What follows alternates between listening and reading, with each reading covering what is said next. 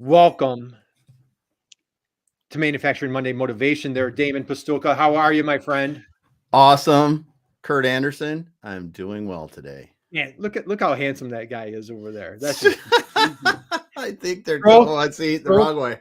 growth and exit strategy specialist Damon Pastulka here is in the house from Seattle. Damon, did you survive all the work that you had to do around the house over the weekend? I know you. Yes. It's a big planting weekend for us at our place. You know, we get all the flowers Okay. purchased, Right, and then over the next week or so, we get them put in the ground. So, right. So a yeah. lot coming up at the Pastulka house for the next. So, what about you, Mr. Anderson? It was B2B tail, stop being the best kept secret, helping manufacturers and e-commerce companies be found online and anywhere they need to be found. Hey, that's all I did was I worked all weekend. That's all I did, just trying to save lives, save e-commerce. Trish Stewart's with us today. Hey, Damon, you know what I'd like to do next? What? I'm going to talk about this person over here. Yep. Ooh, I'm going to talk about Dr. Jaclyn Reed. Yes, And to so do let that. me give a quick little intro to our friend who's slightly under the weather today. Dr. Reed, happy Monday. How are you, my friend? I'm doing good. Hey, Excuse the horse. you are a trooper. Thank you for sticking Yes. with that. Hey, it's like she can handle anything, so we're going to take a deep dive. So guys, happy Monday. Thank God it's Monday. Welcome everybody. And so, man, we're going to have a wonderful program here. We have a delight. We have Dr. Jaclyn Reed, and she's had a career as the Chief Learning Officer. So our friend Gail would love this. Gail being Miss Curiosity, the Curiosity Officer. Well, we want to pair her with the Learning Officer. So, Dr. Reed, let's just share a little bit of your background, what's going on in your world, and then we're going to go from there and take a deep dive on your superpowers. Sure. So the long story short is I like to tell people my journey. I started out in technology, actually doing technical support. And just through the nature of people asking the same question over and over and over again, I decided that I was going to train people. So I was working in a college and I decided to book a training room, and I invited a whole bunch of people to come to my training course, stood in front of the room, and I actually thought I knew what I was doing. And I got the bug. So I got the bug, um, which kind of like propelled my career. And I like to tell people I made it to the top, chief learning officer. I had that title for a very small blip of time. Nice. Had a large team, got to travel the world, did a lot of really cool stuff, but I never could pull myself away from the actual science behind building the content. So even when I had a team, when we had overflow, I would always take all those things on because I loved getting my hands dirty and keeping my skills sharp. And in 2017, I was laid off, and I decided at that point in time that I needed to take a step back. I was still trying to finish my doctorate, which I had started in 2010, and decided to focus on what I know, which is instructional design, and really focus on being the best instructional designer I could be. And it led me here to where I am today, where I'm blessed with being able to work with some really great companies throughout my career, and I have exposure to a lot of really great topics. But the reason why I even mentioned my humble beginning is because I realized I had no clue what I was doing, and the more I educate myself, the more I realize I have no clue what I'm doing. And education itself is this big black hole of emptiness, and no matter how much you fill it up, you will never ever ever even like cover like a fraction of like what is possible and all the possibilities that are out there. So hopefully that gave you a little bit of a taste of like my background. Well, that's awesome. So anybody out there, we got John Baglino. Happy Monday, John. We got Hey, Sneha with John. us today. Sneha. We got Trish Stewart. Trish. So Yep. I'll give a little shout out here. So we got a few people dropping hellos to us today here, Dr. Reed. So instructional design. So if anybody's out there like, boy, that's a little foreign concept to me, just take a little deeper dive. What is instructional design? So the easiest way to describe it is really taking content and presenting it in a way to help people learn. And it could be adults, it could be children, it could be the gamut. It's just the human experience. So really like, when a stakeholder, right, or a client comes and says, we need a course on XYZ, and really pushing back and saying, really? Do you really need a course on XYZ? Tell me why. What are you expecting to happen when you have this magical course on XYZ, and then making those things happen, designing content from a end beginning concept, as in like what are the behavioral changes you're expecting to experience or see. What is the real purpose behind content and the real purpose behind presenting training. So it's really taking information and structuring it in a way that is really going to help people learn best, and really making sure that the content is curated in a way that you are only presenting the facts and nothing additional. Man, that is really good. Yeah. So let's do this here. Damon, do you remember when I was going to get my PhD, but I misspelled PhD, so they turned me down? Do you remember that? So Yeah, it was a sad day. That was tough. That was a sad Yeah. day. So I'm sorry for you.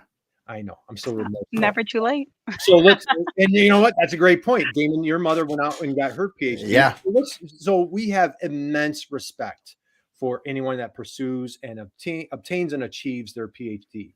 So Dr. Reed, I know you're an amazing mother, you're a busy woman, career, so on and so forth. Let's take everybody through that path, that journey, the inspiration that had you pursue and successfully obtain your PhD, please. Sure. So growing up, I had amazing parents, a really good, strong family, really great work ethic. On the academic side, I'm one of four girls, and we were expected to do well in school, but beyond that, wasn't really talked about that much. Not that it wasn't encouraged, it just wasn't something that, my parents, like my dad, was born in Puerto Rico. He came here when he was 8 years old, came to New York. My mom, she grew up in New York, and, Spanish speaking, that was their first language. They both had to learn English later on in life. So academics, it was important to the point of like, let's get you through grade school, let's get you through high school, that sort of thing. But beyond that, it was a dream, I guess. So for me, the pursuit of a doctorate was really never a thought in my mind. But like when I got into the world of instructional design, again, it was just me realizing, and it really came from imposter syndrome, to be honest with you. Wow. Okay. Yeah, it was just this idea that, of not being enough, to be honest with you, which is not a reason to go into a doctorate program. I will tell you that right now. So if you have that feeling, come talk to me, we're going to have a good conversation. But it's really just like trying to uncover why there was, like, for me, that need for more knowledge. And I'll never forget my first time working in a real company that actually practiced instructional design. We were talking about learning objectives, which I have like a love-hate relationship with. But I remember writing a learning objective, and I wrote understand blah blah blah. And the woman that I was working with, she looks at me and she's like, "You're an instructional designer?" And I'm like, "Yeah." And she's like, "We would never use understand. There is no way to really quantify that. That's not part of Bloom's taxonomy." And that was like my first real like slap on the hand, like, whoa, there's a science and an art to what we do here. And then that's kind of like propelled me to advance my knowledge. And I pursued my master's degree. And then after that, I was like, you know what, and while I was actually finishing my master's degree, I started my doctorate degree. And I started in 2010, and I had a child. So I had an older son at that time. I had my second son, so I was pregnant through a good portion of my coursework. And then what they tell you this, but you don't really listen. Like when you go into these types of programs, the coursework is the easy work. It's after that, when you're on your own, when you don't have that support, when you're not expected to sit in a chair for 3 hours Mondays and Wednesdays, where you have a teacher or a professor who's looking for your work. That's when it gets hard. And I breezed through my coursework. Like I said, I had my second child. I remember him being an infant and him being on my lap, and I'm sitting here writing my term papers, and not a problem at all. It was the after, where it's okay. Well, what are you talking about? What are you passionate about? What are you researching?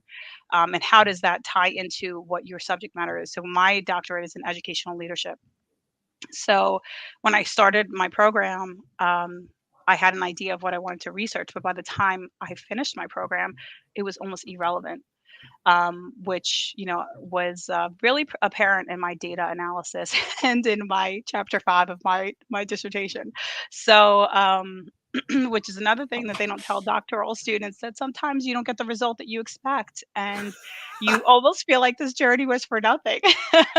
So I had a really great committee, and they kept telling me, like, no, like sometimes when you have no result or not the expected result, that's a result, and that's very good. Like everybody was very positive. But I was coming up to my 10-year mark. So they usually generally give you about 10 years to complete your doctorate, because that's, like how taxing it is. And like year after year, I knew like I had to get this thing finished. But in 2020, obviously, when COVID hit, that was my 10-year. And my advisor was like, what are we doing? Do we need an extension here? Are you leaving the program? What's going on?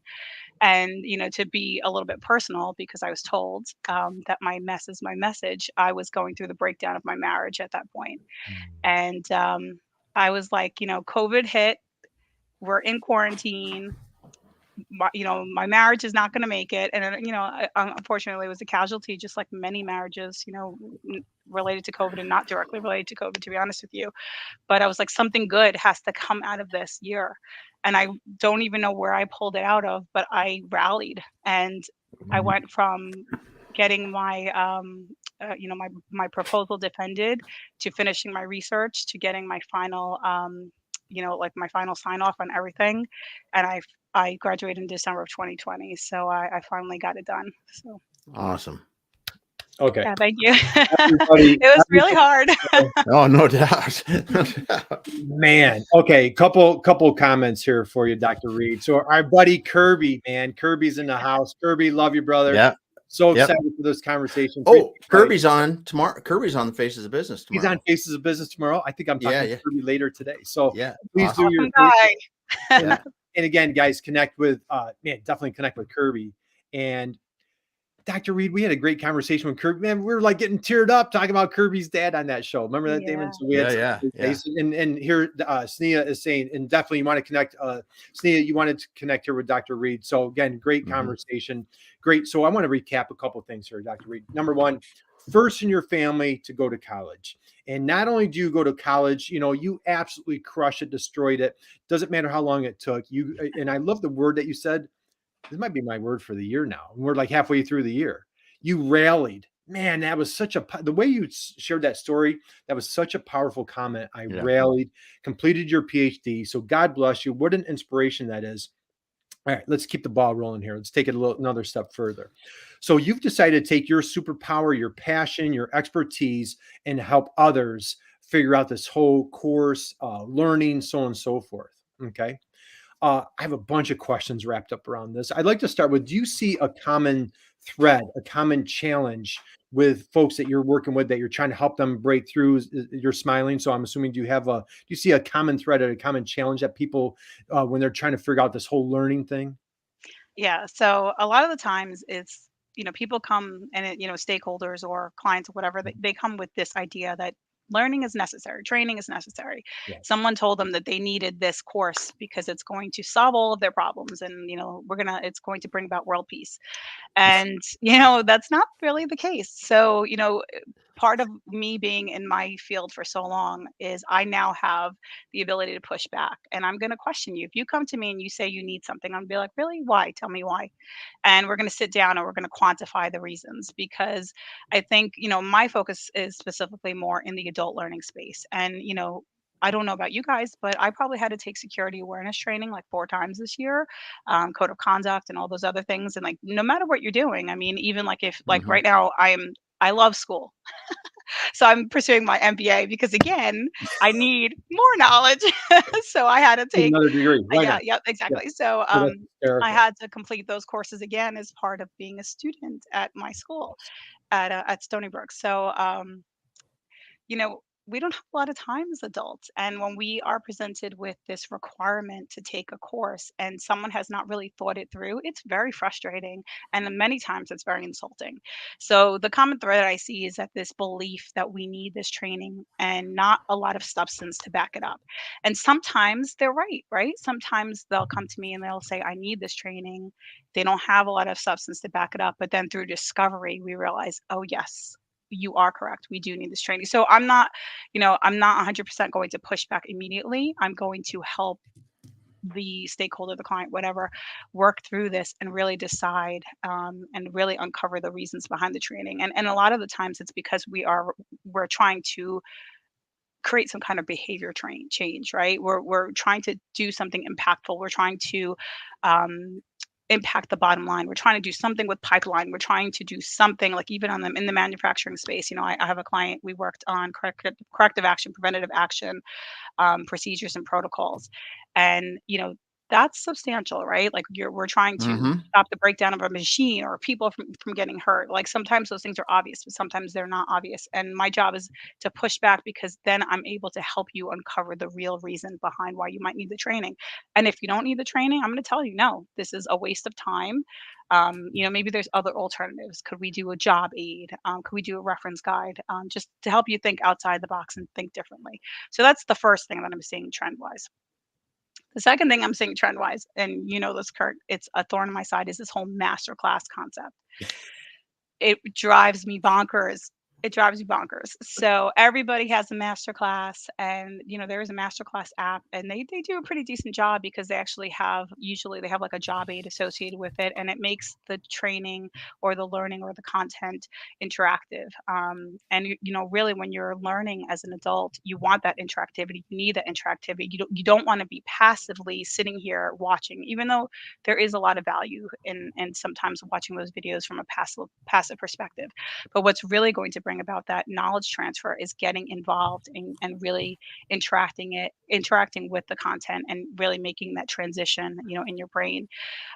So I would just be very cautious for all of those entrepreneurs out there who are told that they need to have a class as part of their funnel, their sales funnel.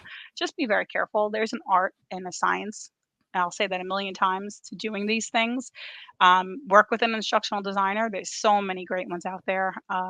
And they will help you. They'll help you create the best course possible. If that's the avenue you want to go, they're going to help you create a really good one.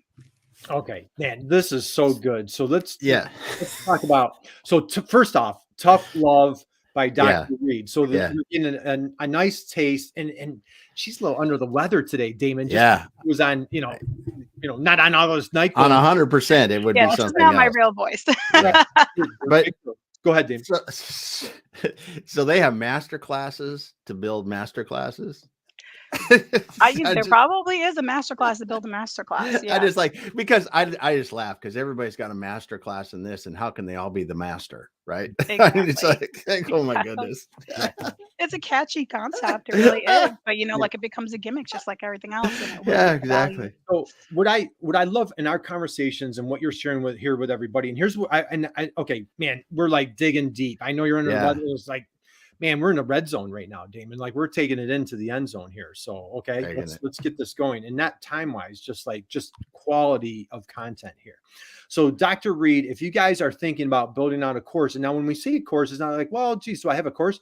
Maybe our friend John at Uptessa, maybe he's going to do some demos. He has this amazing, incredible software product that he sells. Maybe for our manufacturers, maybe they want to educate folks on better circuit boards, how to make a better circuit board, how to do 3D printing. So maybe it's helping to sell your product. And what we love to say, boy, when you dedicate yourself to educating, man, you're going to be the best salesperson on the block, right? So Dr. Reed, let's take this, let's just really dig deep here.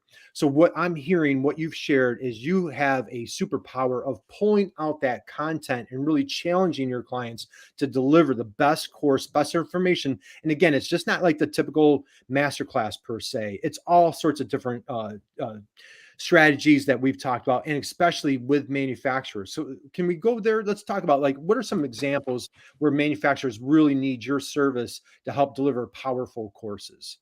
So I think that you touched on a bunch of it. It could be just how to use proprietary software, how to use actual equipment. There's so much value in just getting a phone and recording someone operating a piece of equipment. And I mean, that is valuable. And then putting that in everybody's hands and not overthinking things. Like it doesn't have to be a formal course every single time. It can literally be a 5-minute video of someone showing how to operate a piece of equipment or like from in manufacturing space, how to service a piece of equipment as an example. It could be anything. It could be, anything related to soft skills, like maybe you're seeing turnover within your organization or, within your company, and you're realizing that you're tracking that back to the interview process and not getting the right people through the door, or you're tracking that back to managers who were tapped on the shoulder and they were told, hey, you're really good at your job, you should be a manager. I see that all the time. I think we said proprietary software, equipment, really any topics that you can think of. I have done training and everything you can think of. I've done training in the manufacturing space related to policies and procedures and protocols, related to like specific things for a company and what their policies are, all the way to how to be more curious in the workplace. And even I worked with a restaurant, like a really big restaurant chain, on a new release on, like, they had like a new menu, like new menu items. I mean, like, you anything that you Yeah. can think of, like, I've Wow. touched in my career. Yeah. So it's not, the challenge is that it's not the subject matter, because anything can be content Right. and anything can be put into training. It's the why behind it. It's really focusing on, why do you think you need this? Because if you don't have that why, you're not going to have that outcome. Mhm. So a lot of times just asking yourself that question over and over and over again, why do I need this? What am I expecting to happen?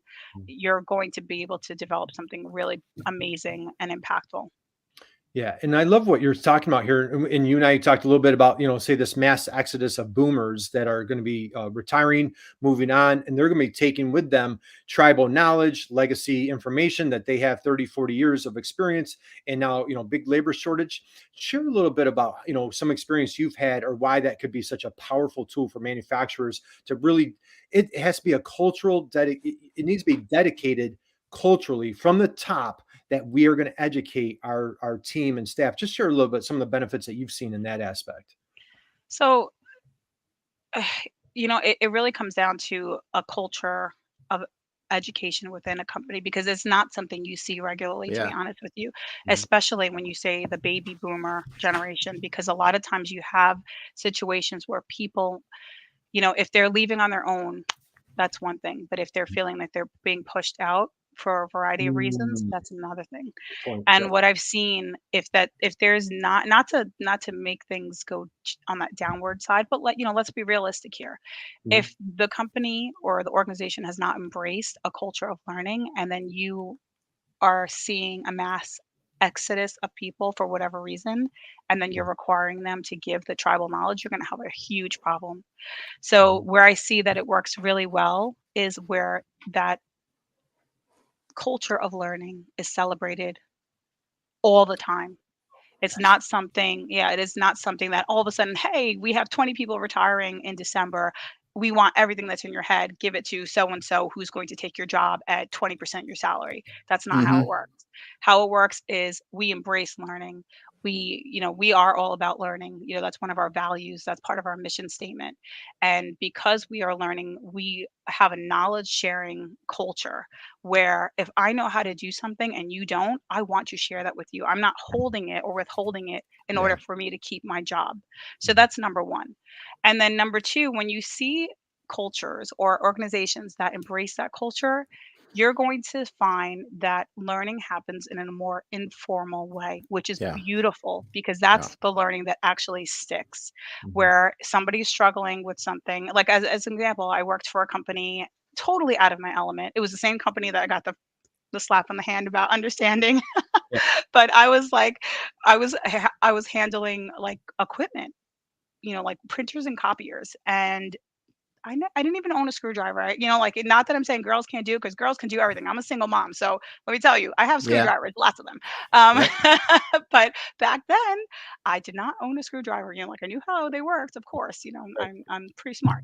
But that company had a culture of learning. So the first time I had to take apart $1 million machine, you better believe that I had someone who was 30 years my senior voluntarily come down to the lab and actually show me how to do that, because he wasn't afraid that I was taking his job.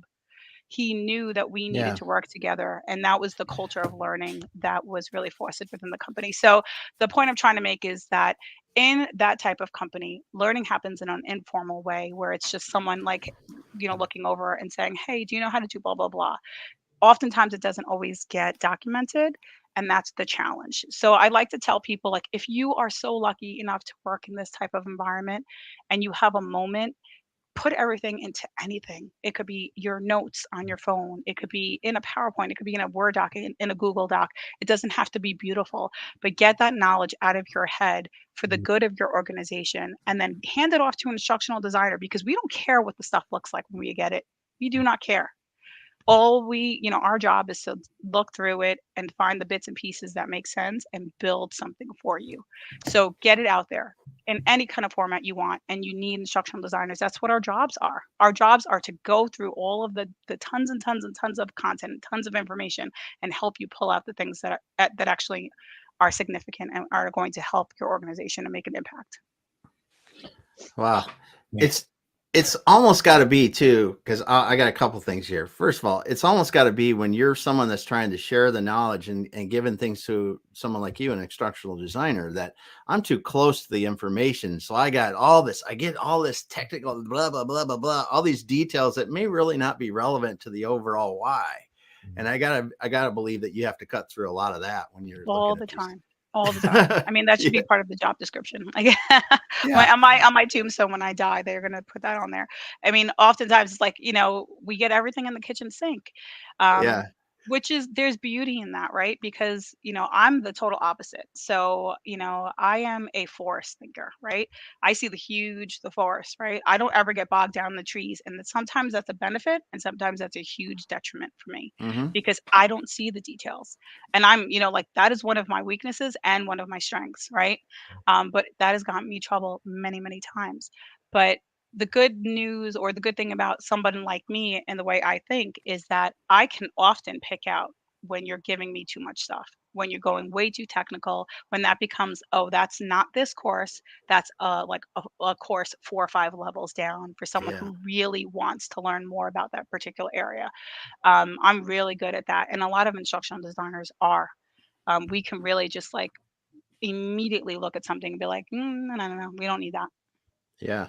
Wow. And then you talked about the culture of knowledge sharing. And I just want to just highlight that a little bit, because, truly successful businesses develop this, right? I just totally believe this. And you touched on it, because and you feel it when you walk into some companies. It's like, hey, I don't want to teach you because you might take my job or whatever, the wrong, Right. in my opinion anyway, the wrong way to do it. But when you do have a culture of knowledge sharing, you really do get all boats rise with the tide, right? And that you're seeing that the retirement transfer, as people are ready, they're not doing it because, like you said, reducing wages. It's really because it is time for them to retire, but they embrace their knowledge all the way through that process and what they can contribute. And, when you're in those organizations, when someone that comes in that's new, and this is, I was just talking to somebody last week about this on the Faces of Business, about how entry-level turnover can kill your company. Yeah. And this culture of knowledge sharing is so important, because it's the difference between you touched on someone struggling, and that person just struggling and failing and leaving, or that person struggling and the senior person or someone that knows how to help them walking over and helping them, making sure they feel comfortable, making sure that they know what they're doing, and really get satisfaction from being there. That little shift is a huge impact on these businesses when they do it. It's just so Yeah. cool. Yeah. So It's cool. very extremely powerful. And I love Yeah. your game with with that turnover, where from the top, if there's a commitment to learning, when that new person comes in, they feel welcomed, they feel appreciated, they feel, and the thing is, and it seems like so obvious when you're saying it, but creating that culture of success, Yeah. but when you need that new employee, and I think, Dr. Reed, what it comes down to, and I'd like you to take it a little further, is creating that culture of trust. If trust is lacking, then I don't, I don't want to teach Damon how to do this, or vice versa, or what have you. But you've shared, you have numerous success stories.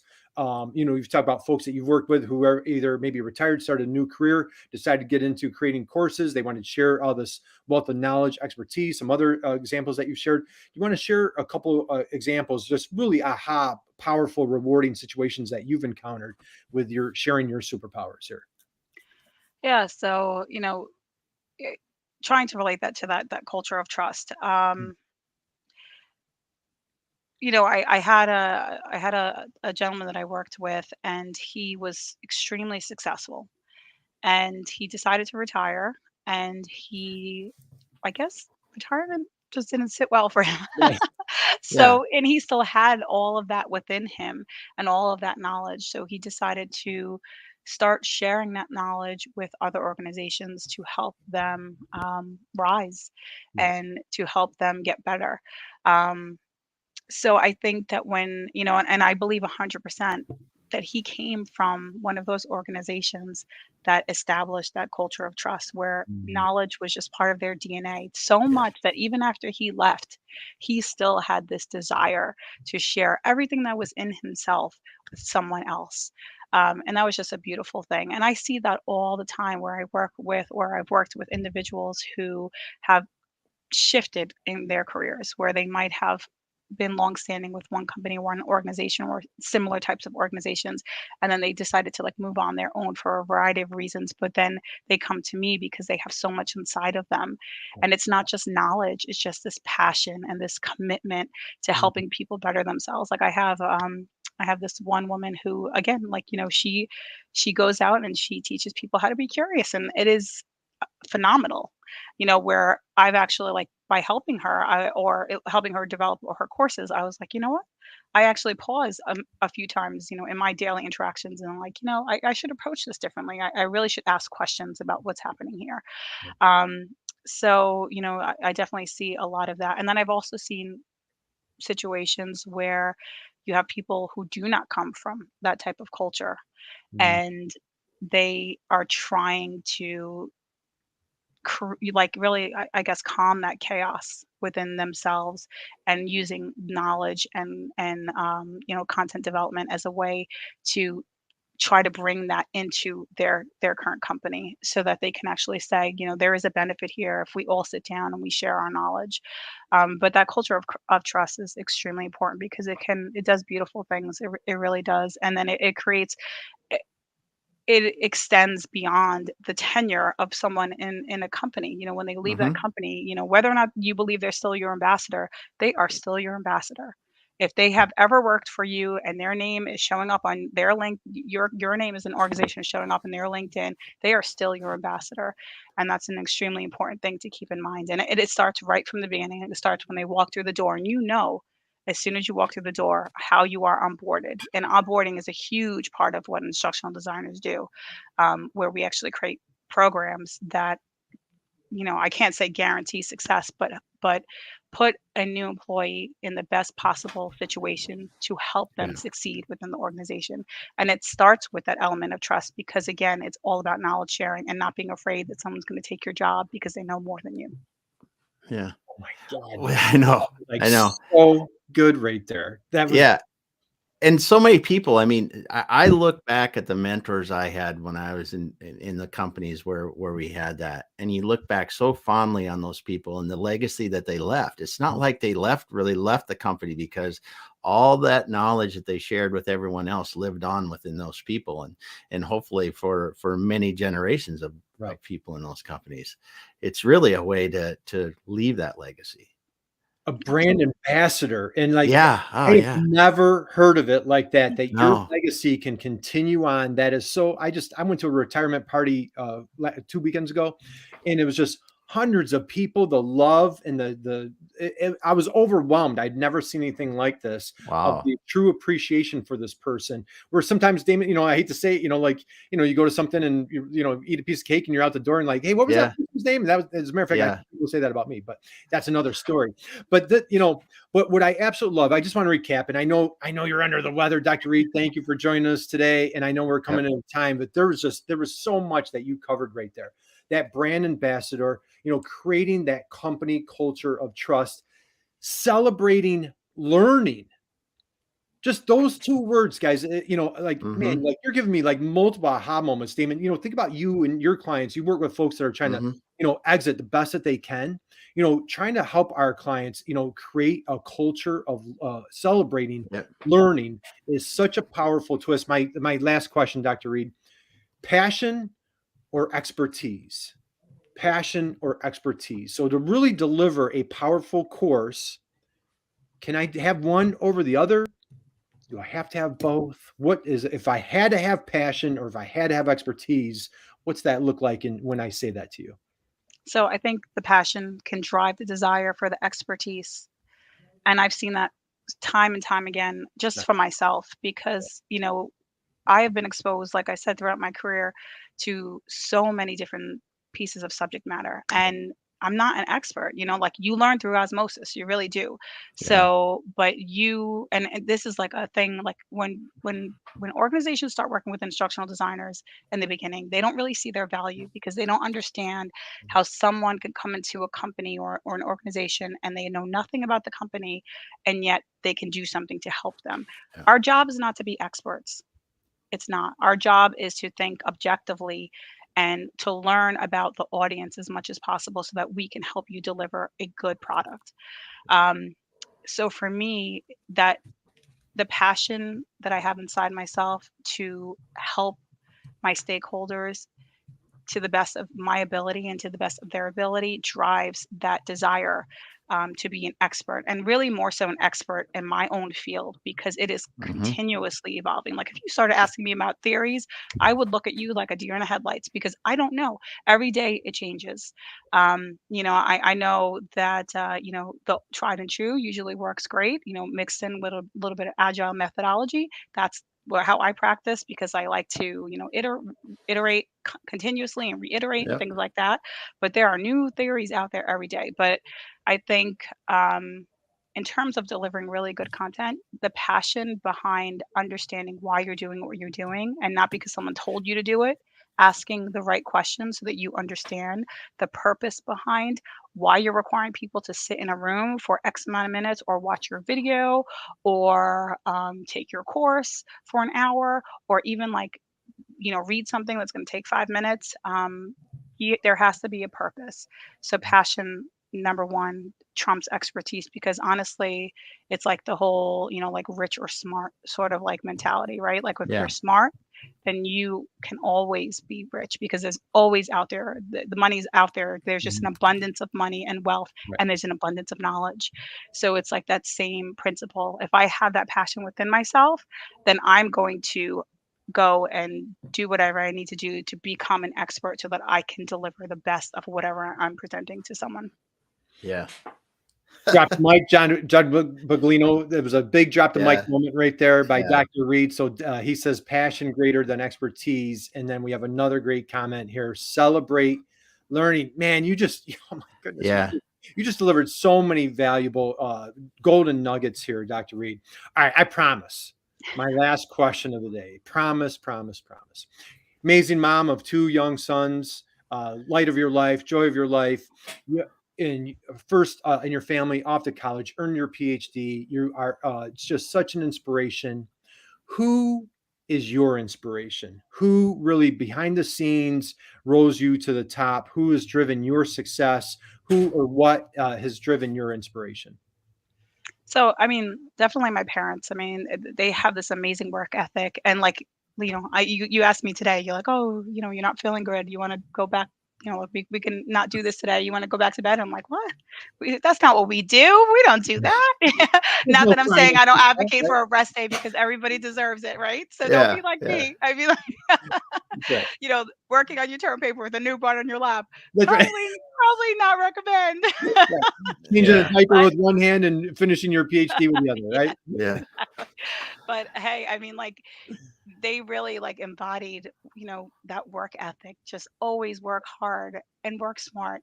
And then number two is my 15-year-old son. He's just, I mean, I love both of my kids. I have a 9-year-old and a 15-year-old, but my 15-year-old, my goodness, he is just, he is an entrepreneur already at 15. He has a Nice. gumball machine. He has a podcast. And, he pushes me every day to, go beyond what I ever could possibly think that I'm capable of, to be honest with you. Nice. So he really, it's been rough for us. I'm not gonna lie, it's been a rough year. Yeah. With things happening, at home and the divorce and things like that. And he is just like just the stand-up guy, and he's gonna grow up Nice. and do amazing, amazing things. Well, Nice. no doubt both your boys are going to be rising stars. And so, all right, we're going to wind down. So, Dr. Reed, we know we can find you here on LinkedIn. Anything else that you want to share as far as finding you? Any other last thoughts that you want to share with the crowd today? Yeah, I mean, reach out if you have any questions about instructional design. If you're curious about what it is, if you think that an instructional designer might help you get to the next level, I'm happy to point you in the right direction. So feel free to reach out to me. Absolutely. So, man, Damon, was this just?